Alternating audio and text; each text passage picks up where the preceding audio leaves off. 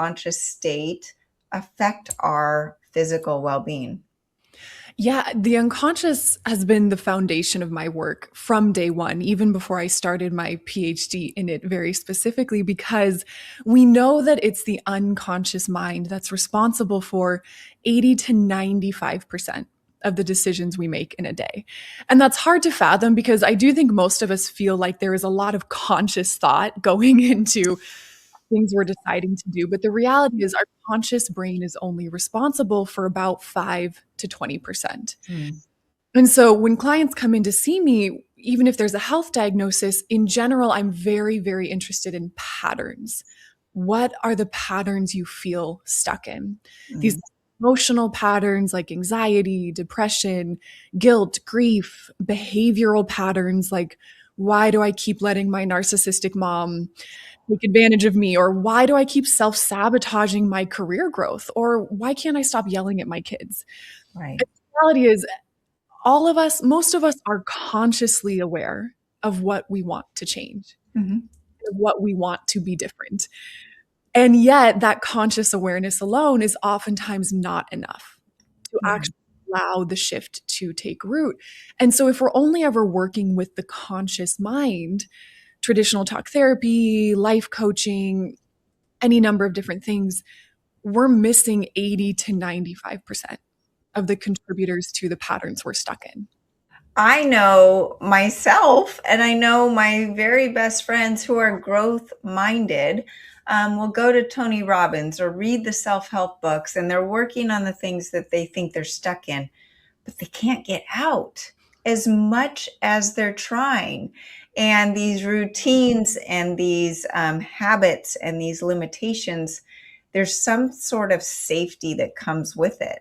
So, can you talk about that and why is our brain and our unconscious or subconscious, and maybe you want to define the difference of the two, why are they keeping us in this channel when we know that it's not the best for us? Completely. I'll start with the difference. So, subconscious is a layer just beneath the conscious mind.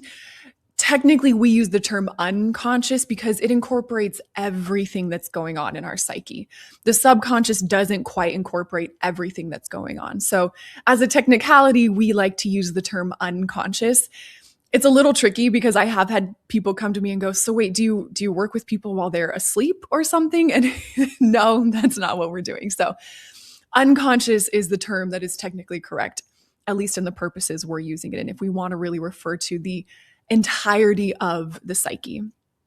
Okay. Give me that second part of the question again. Why is the brain, why is the Mm, unconscious keeping us in that channel when we know in our conscious mind it's not good for us? right. It's counterintuitive. And the premise I work from is the unconscious is only ever trying to protect us. It's often working from faulty programming. So a huge part of my work is going, what are the patterns you're stuck in?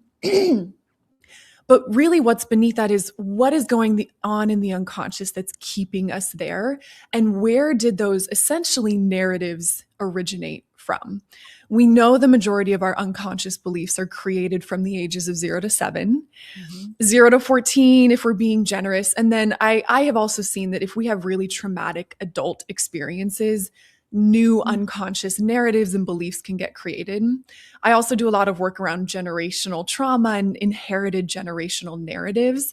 So I think that's important here too. But the essence of this is I really do think we have parts of our unconscious mind that are wise and spiritual and in some ways kind of that higher knowing, highest self. And then there's also parts of the unconscious that just pick up things through childhood. I almost call it like our material unconscious. And so it's pushing us to do things to protect us from old beliefs that used to be true. For example, I often will use myself as a personal example. I, in adulthood, especially when I started launching my practice, noticed I had this pattern of self sabotage in all these different ways.